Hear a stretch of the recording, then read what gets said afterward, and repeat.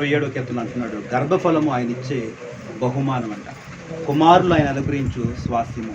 మగబిడ్డలను దేవుడు స్వాస్థ్యంగా ఇస్తున్నాడు. మరి ఆడబిడ్డలను దేవుడు బహుమానంగా గిఫ్ట్ అంటారు.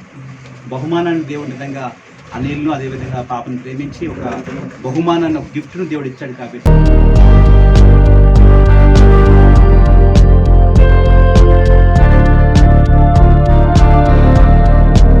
తండ్రి, కుమార, పరిశుద్ధాత్మ నామంలో ప్రభువా శ్రేష్టగా పిలుస్తున్నాం ప్రభువా.